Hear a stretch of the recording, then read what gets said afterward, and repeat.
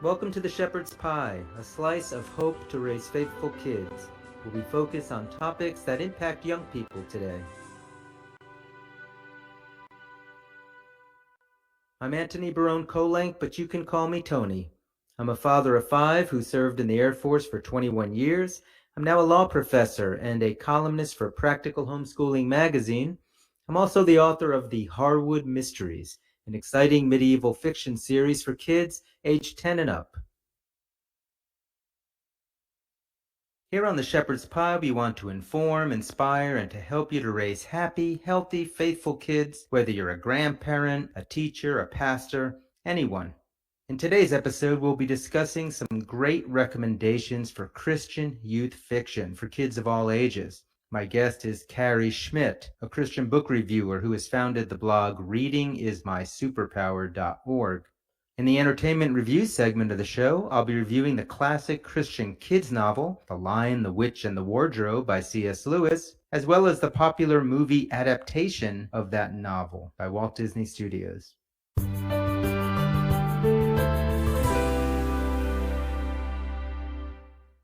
The Shepherd's Pie is an ecumenical show. We focus on issues that impact youth of all ages and of all Christian denominations. With so many questionable books out there in the secular world for our kids today, whether they be elementary school, middle school, high school, or even college, I think it's important that parents and teachers and those that care about youth be aware of the different resources that are out there. There are a lot of great books out there in all genres, written by Christian authors of all denominations, whether put out by secular publishers with a religious imprint, or a Catholic or Protestant publishing house, or even self-published authors of quality books. That's why in our interview segment today, I'm going to be speaking with Carrie Schmidt, a Christian book reviewer, who will share with us some great recommendations of fiction novels for kids of all ages.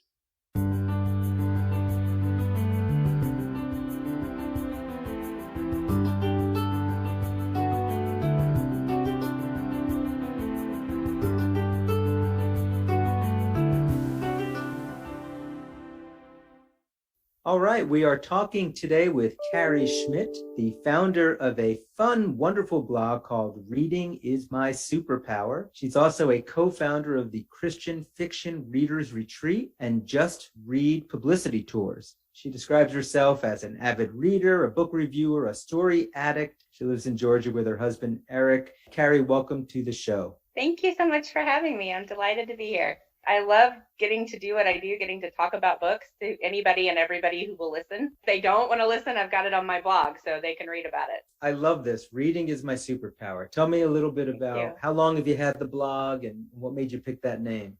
I started the blog in 2015, so 6 years now. I'd come up with several possible titles for what I wanted, for the blog, and I was finding a lot of them were already taken. One of my friends is like, well, reading is your superpower. And I was like, oh. So I jumped on that. And so readingismysuperpower.org. And how I've been, I started reading young. I was about 3 or 4. So that's kind of been my thing all my life is, my reading superpowers. What types of things do you look at on your blog?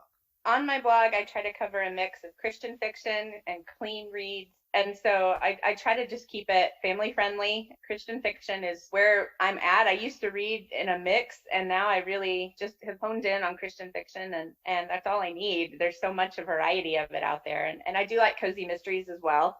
So your blog, although it's looking at clean books, they aren't necessarily all kids' books. Correct. I do arrange. In fact, most of the time I feature for young adult and up. But I am an aunt of several nieces and nephews for a wide range of ages.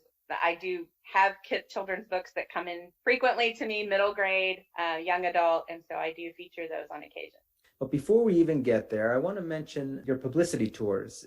I noticed that you give publicity tours to writers, and I know some of our listeners might very well be writers. So can you talk a little bit about that? Sure. So in 2018, a friend of mine and I started Just Read publicity tours. We organize blog tours and social media tours for authors of Christian and clean fiction. That means we find the people to host your book on their blog or their Instagram account, and we promote it for about a week's period of time and try to get it out there in front of as many people as possible. We love authors. We wanted to do an affordable option, particularly for indie authors, self-published authors who may not have a lot of extra budget for marketing.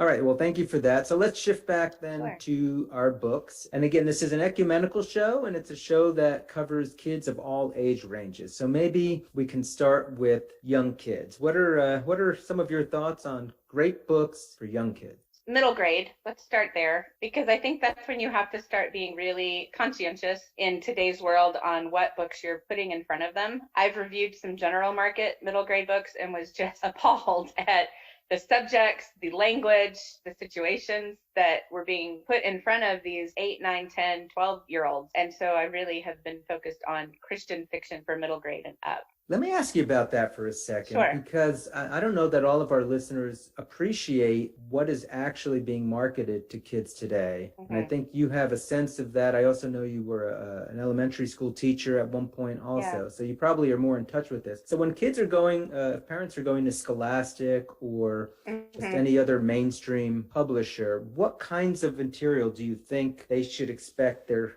kids are going to be fed?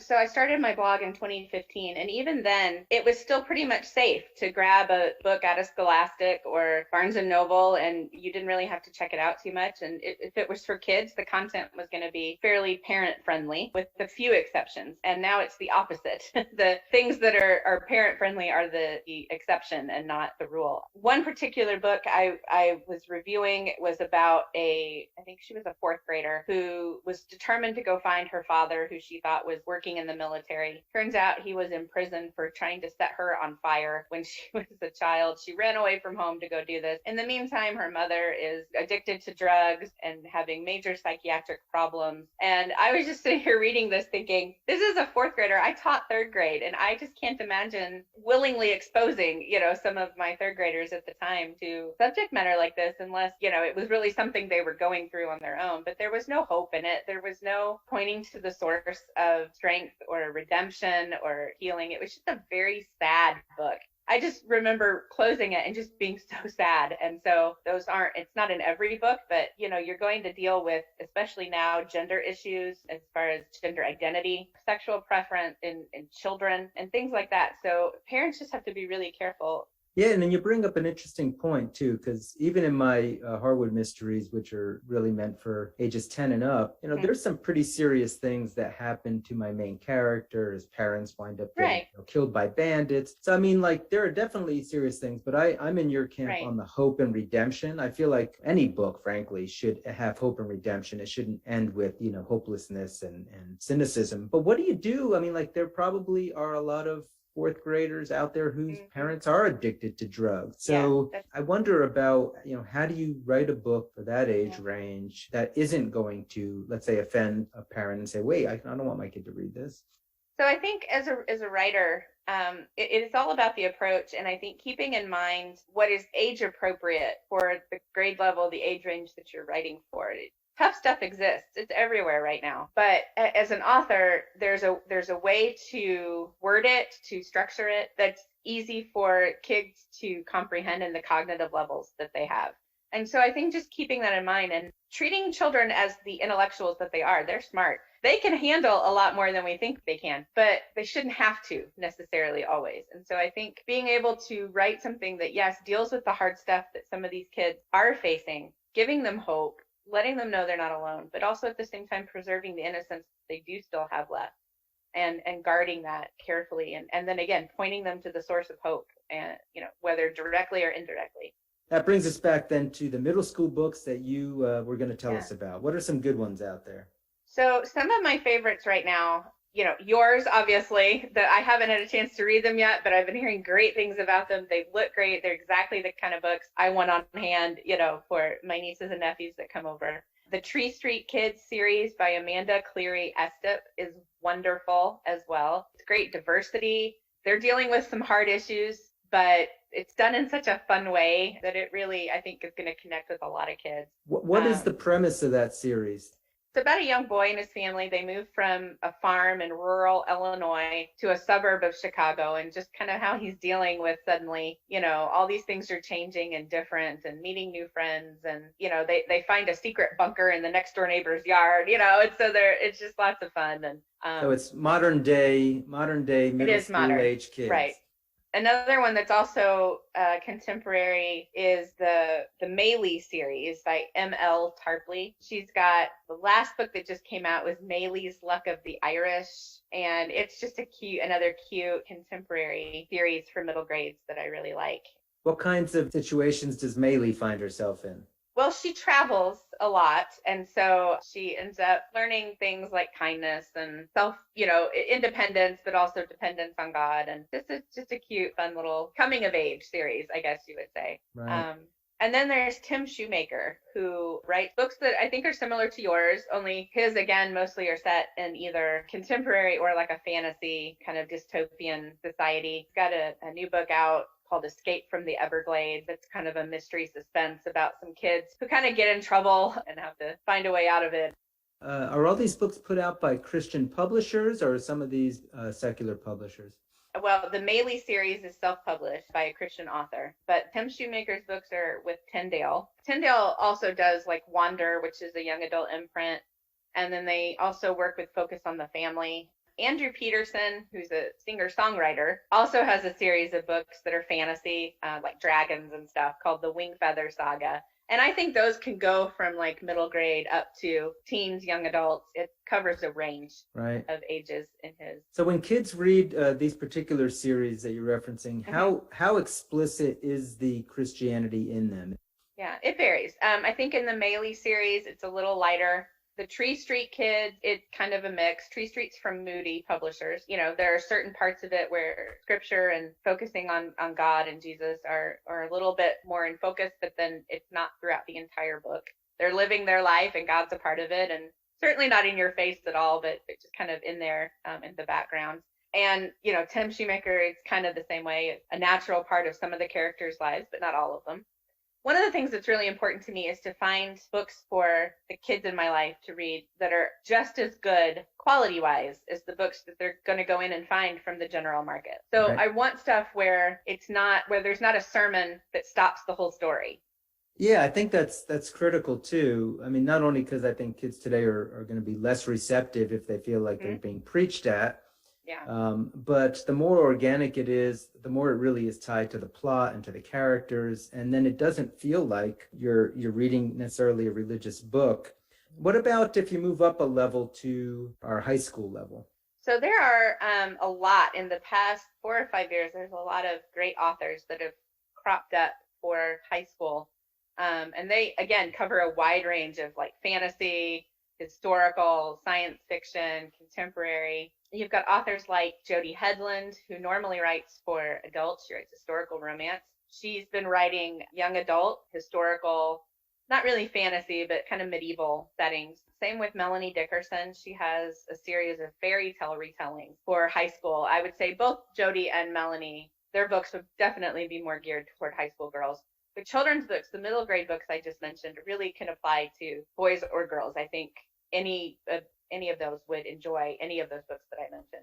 There's also Jill Williamson, who writes kind of thrillers, young adult thrillers. Some of them are science fiction kind of related. Some are fantasy, spy kids kind of stuff, kids with superpowers and things like that, a lot of fun. James Hannibal also writes mysteries and thrillers for adults, but he's recently started the Light Raider Academy series. And I think that would really appeal to guys. Of course, again, Andrew Peterson and his Wing Feather Saga can continue on through, high school. And your books, I think, you kind of have geared yours to appeal to like a wider range, 10 and up. But yeah, definitely, high schoolers and middle schoolers. And, if there's parents or teachers and they're like, wow, this is great, and you're listing off a lot of different series out there. Some of them might be on your blog already. I know on the Catholic side of the house, we have like a catholicteenbooks.com website that's out there. Is there a sort of a website that is that equivalent for Christian books for teens?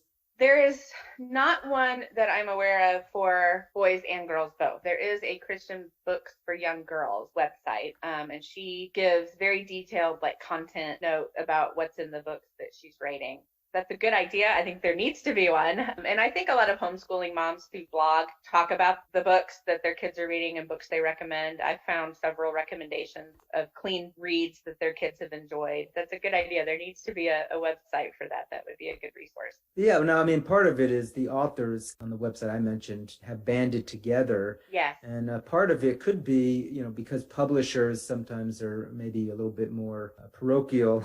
they maybe authors aren't banding together quite like that if they're being published by competing publishers. I don't know. You know what I wonder about is college-age kids. Like if you were a parent or a grandparent and the kids have gone off to college and you're worried that they're going to lose their faith, but you're also worried that if you send them a book, they're just not going to read it if it's too Christian. Are there any books that you can think of that would be a good fit for that group? Yeah, I think Sarah Ella writes some really great books. Hers would also be for high schooler, but I enjoyed them as an adult. I didn't think I was sacrificing anything to read this book. I'm sorry, which book is it? Sarah Ella?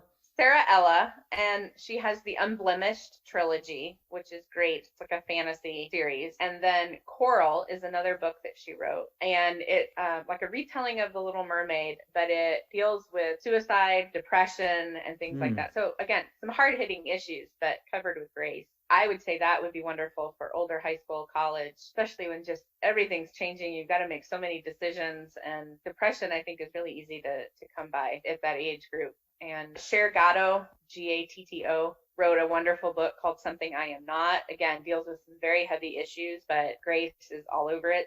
It deals with human trafficking, and I think it's a great book. I think it really points toward Jesus without being preachy. So it'd be a good story and a cause for college.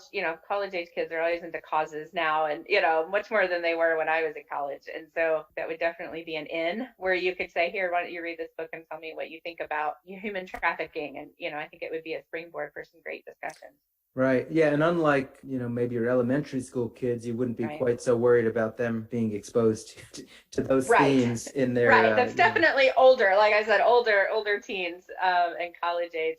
I also think there's the new adult category, which is really college age and just graduated. Christy Hayes and Crystal Walton both have wonderful new adult series that aren't preachy. And I think that would be, of interest. Again, maybe more so to girls.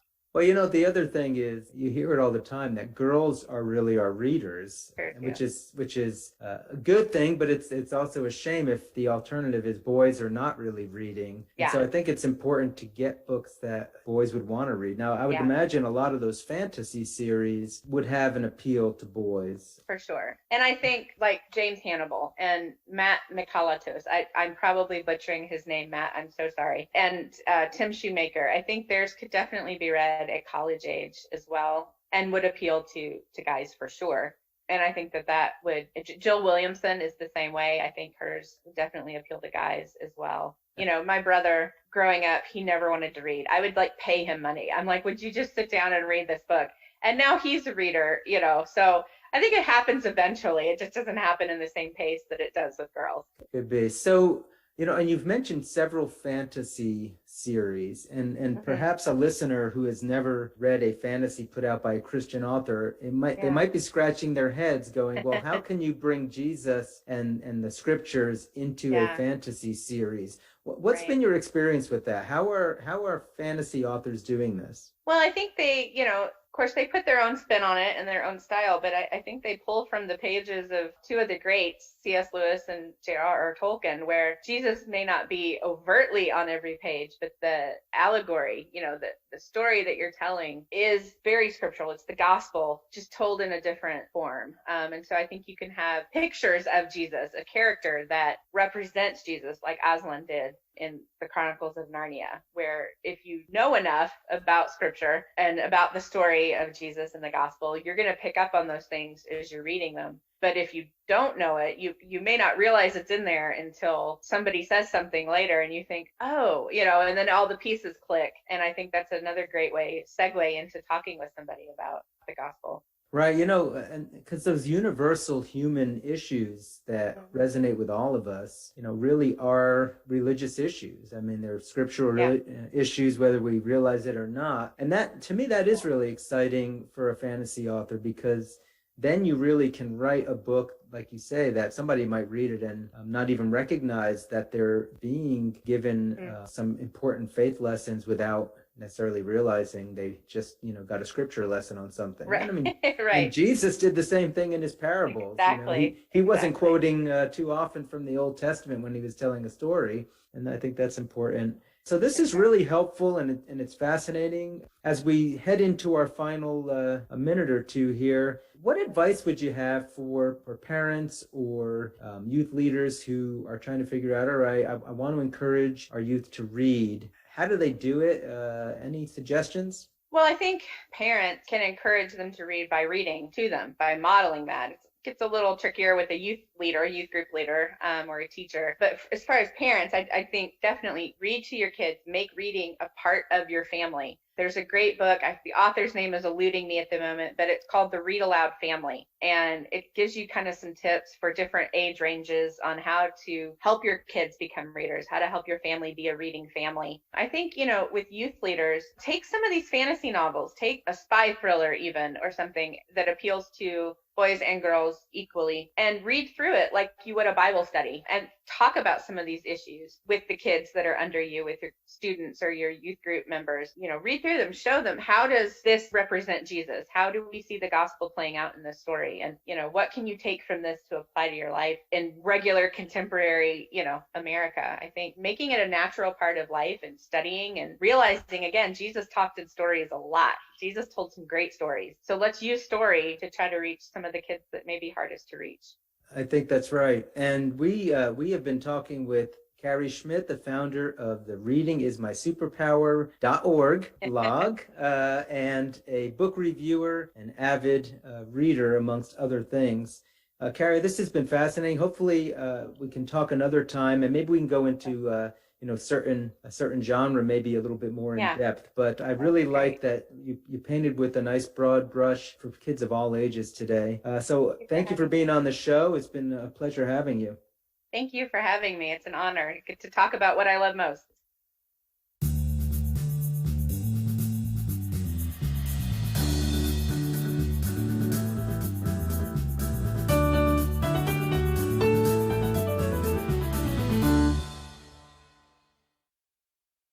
In our entertainment review segment today, I look at the novel The Lion, the Witch, and the Wardrobe by C.S. Lewis, as well as its 2005 movie adaptation by Walt Disney Studios and Walden Media. We all know about J.R.R. Tolkien and The Hobbit and The Lord of the Rings, but perhaps lesser known is C.S. Lewis and his series for children known as The Chronicles of Narnia. The Lion, the Witch, and the Wardrobe, although it was published in 1950, still stacks up pretty darn well against modern fantasy novels today. Of course, there are some slower moving scenes, but overall the story itself is compelling because ultimately it's the gospel story of Jesus sacrificing himself for human beings who have sinned and fallen away from God's grace. The Lion, the Witch, and the Wardrobe is an allegory of the human condition. It follows 4 children during World War II, Peter, Edmund, Susan, and Lucy, who are English and live in London while it is being regularly bombed by Hitler and the Germans. They are evacuated from London in 1940, and they're sent to live with Professor Kirk in a house away from the city. The youngest child in the family, Lucy, steps into a wardrobe and winds up in the fantastical land of Narnia, where she meets a faun, half animal, half human, named Mr. Tumnus, who it turns out is working for an evil witch known as the White Witch, who has frozen the land of Narnia and turns all of her enemies into stone statues. But there is a prophecy that 4 humans, known as Daughters of Eve, a reference to Adam and Eve, of course, will arrive to overthrow her one day, and also that Aslan, who is the true king of Narnia, will return one day and end her rule over the kingdom. The Lion, the Witch, and the Wardrobe follows the 4 children as they are pursued by the evil witch, and ultimately as they are saved by Aslan, the lion, who represents Jesus Christ.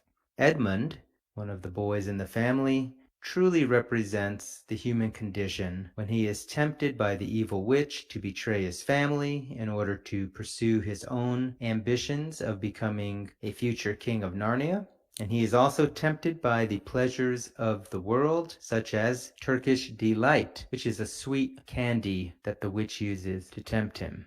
When Aslan works with the three children to save their brother Edmund from the witch's castle, we find out that the witch essentially owns Edmund because he betrayed his family. This places Aslan in the position where, in order to save Edmund from the witch, Aslan must sacrifice himself. And of course, there's a scene in the book where Aslan is treated the way Jesus was on the way to the crucifixion by the witch and all of her evil followers, and where he is killed. But as with Jesus, Aslan also rises and storms the witch's castle to rescue the stone statues along with the four children helping him.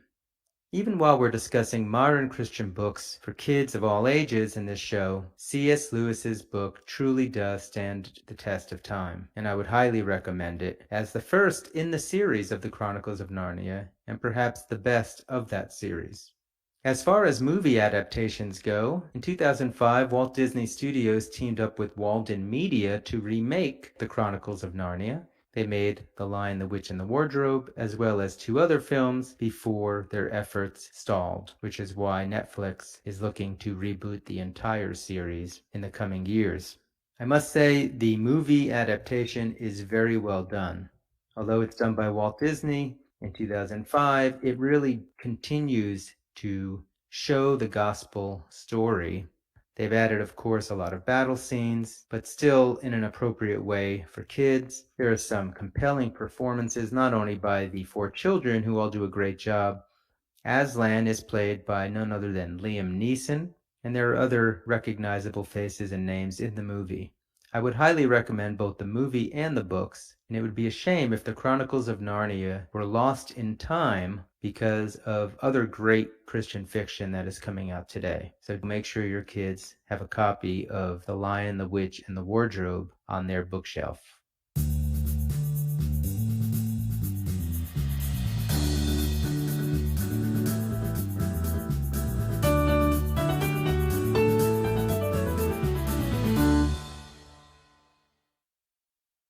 That's all the time we have for the show today. I spoke with Carrie Schmidt, founder of the blog readingismysuperpower.org, about contemporary Christian fiction novels for kids of all ages. And I reviewed both the book and movie adaptations of C.S. Lewis's classic fantasy novel, The Lion, the Witch, and the Wardrobe. Again, this is Antony Barone Kolenc, and this has been The Shepherd's Pie. If any of you listening today have a question for me or a topic you'd like us to cover on the show, just drop us a line on my website at antonykolenc.com. That's AntonyKolenc.com. Also, if you visit my website, you can learn more about my historical fiction series, The Harwood Mysteries. I'll end as always with my wife's favorite scripture quote from Romans 8:28. We know that all things work for good for those who love God, who are called according to his purpose. May the Lord bless and keep you this week.